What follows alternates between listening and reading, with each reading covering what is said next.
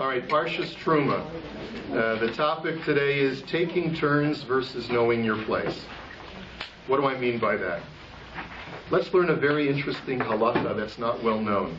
The Torah says, "V'hakemosa es hamishkan." You shall erect the Mishkan, which is, of course, Parshas Terumah. We're going to read about the building of the Mishkan.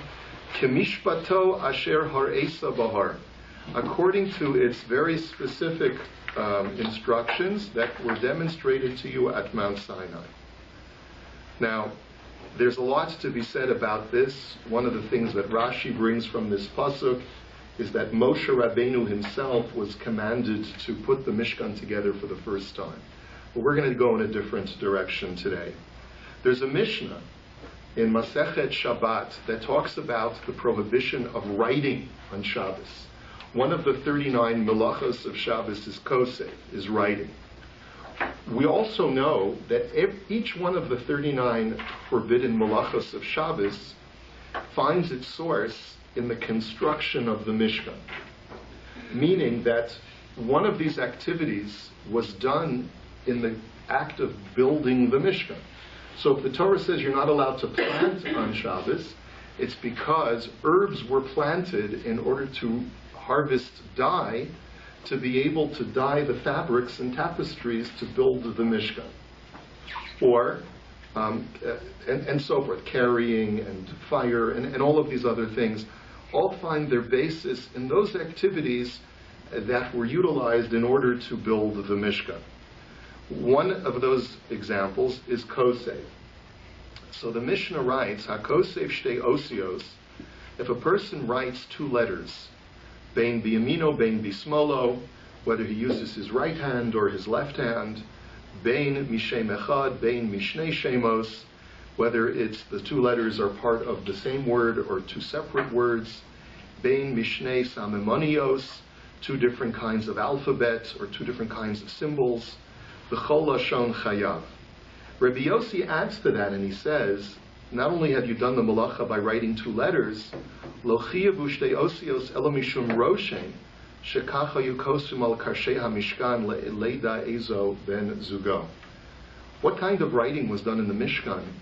They used to make markings on the beams of the Mishkan so that when they would disassemble the Mishkan, you would know which beam went where.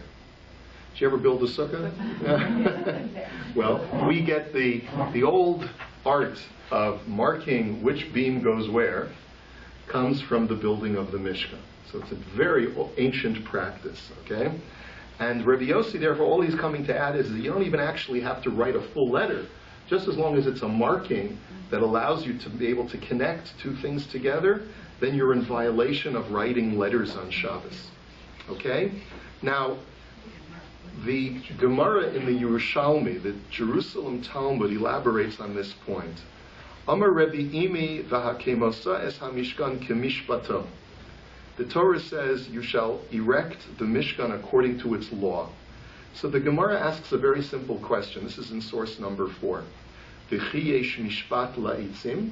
Since when does sticking up a wooden beam have specific rules? In other words, the question is like, how many rules do you really need to know in order to put up a beam and stick it into a socket? It seems pretty straightforward. So, Ella ezehu keresh zachal lihinasein batsafon yinasein batsafon badarom yinasein badarom. But rather, the Talmud derives from this that there was a very careful specification that if a beam had been specified for the north side of the Mishkan, it had to permanently remain on the north side. You couldn't disassemble the Mishkan after it had been put together and take a beam that had previously been in the north and now put it on the south side.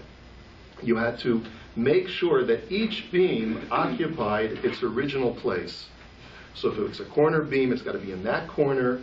If it's a non-corner beam, it's got to be exactly in that position, third from the rear, right? Everything has to be, and that's why you had to make those markings, to make sure that each beam would occupy its permanent place.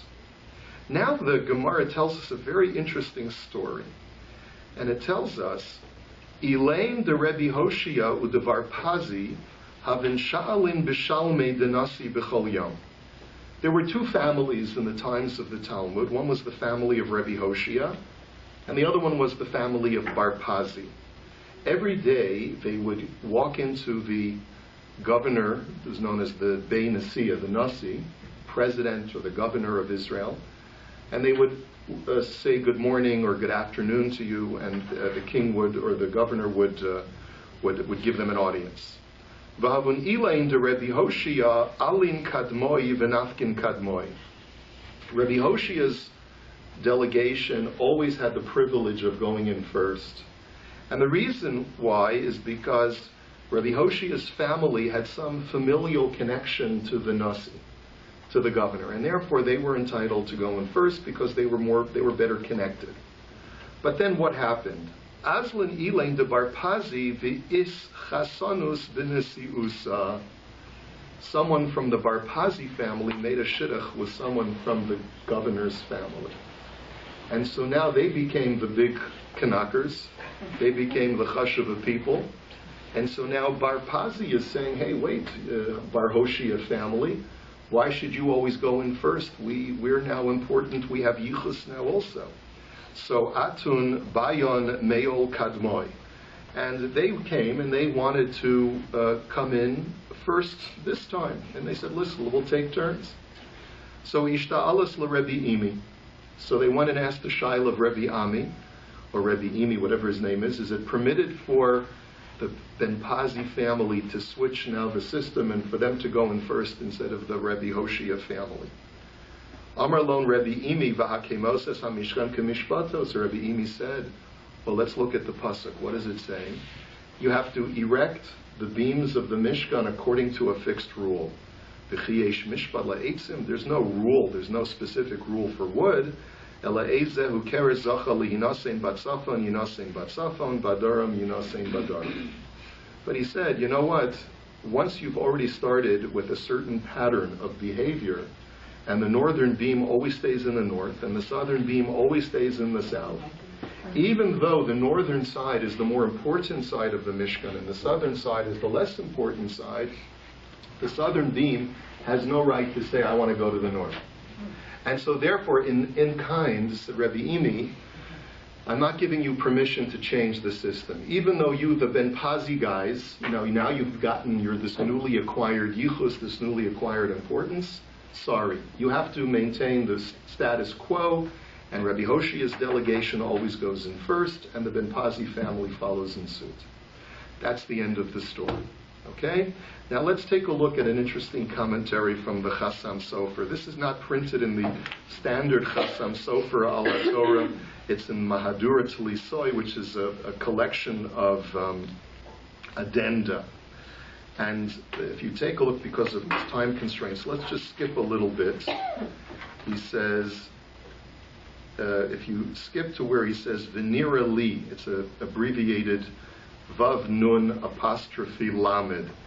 He says, it seems like this idea that you're supposed to always maintain the status quo seems to run counter to another imperative that we find in the temple. He says, V'nira li d'lichora adarabba matzino behefech shepiasu al ha'avodot. When the Kohanim came to work in the temple, did the same Kohen always have the same job? Just the opposite. They drew lots on a daily basis to determine which Kohen would do which job. Which Kohen would be in charge of the scooping up of the ash? Which Kohen would be in charge of the slaughter? Which Kohen would be in charge of the receiving the blood of the sacrifice? Which Kohen would be in charge of transporting the animal parts up to the ramp of the altar?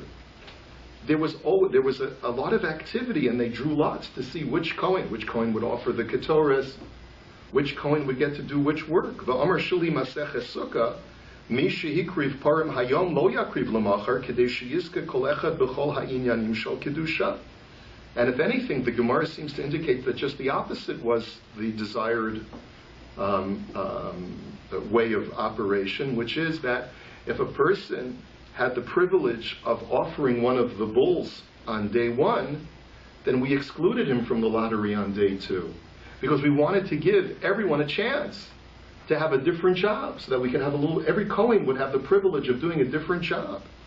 V'im kein bakroshim nami, nema im amad b'masa zu b'darom, yu'amad achar kach b'tzafon. So then why is this just the opposite when it comes to the construction of the Mishkan with the placement of the beams? If anything, if Derech Eretz dictates that you should rotate to give everyone a chance to have their share in doing the privileged work, why not rotate the beams to allow the less fortunate southern beams to once in a while get to be part of the northern side?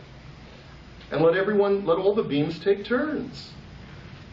So the Chassam Sofer comes up with a solution.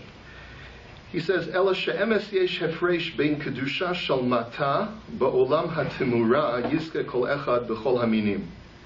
He says it depends. He says when you're dealing with the lower world, with the human world, he says then it's appropriate to take turns so that there's a variety and everyone gets a chance to get their shot at it.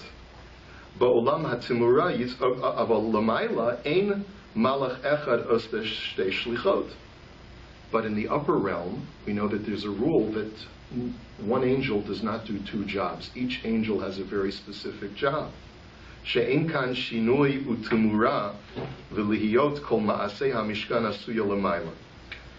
There is no changing, there is no taking turns, there is no rotational division of work among the angels in heaven.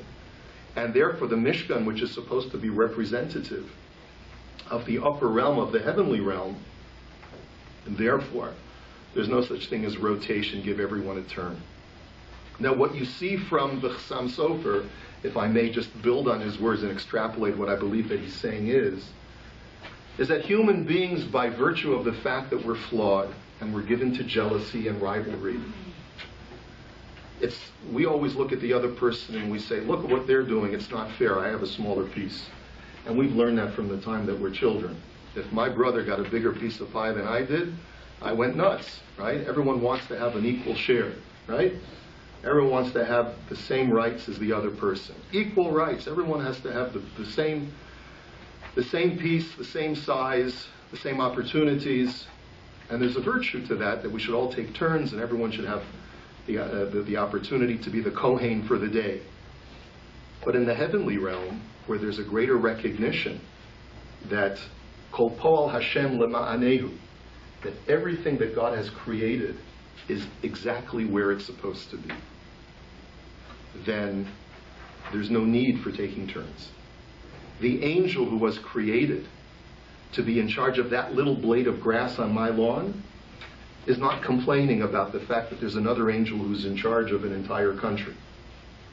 Because that angel realizes that its function in life is to be in charge of that blade of grass, and it is satisfied with the fact that it is fulfilling its purpose. Right? And that's the difference between the upper realm and the lower realm.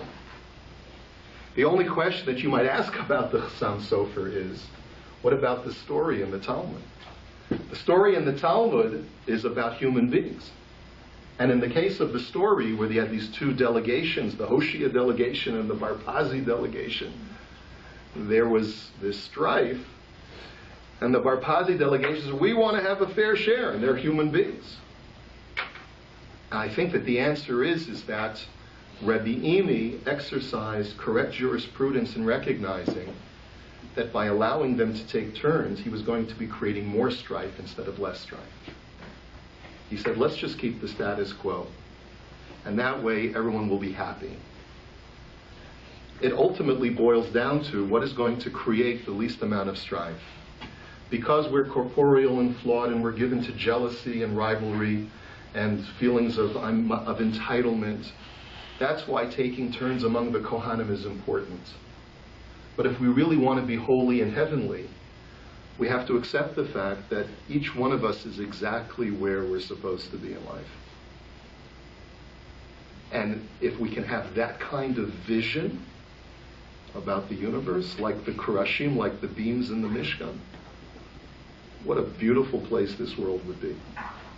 Have a great day, everyone.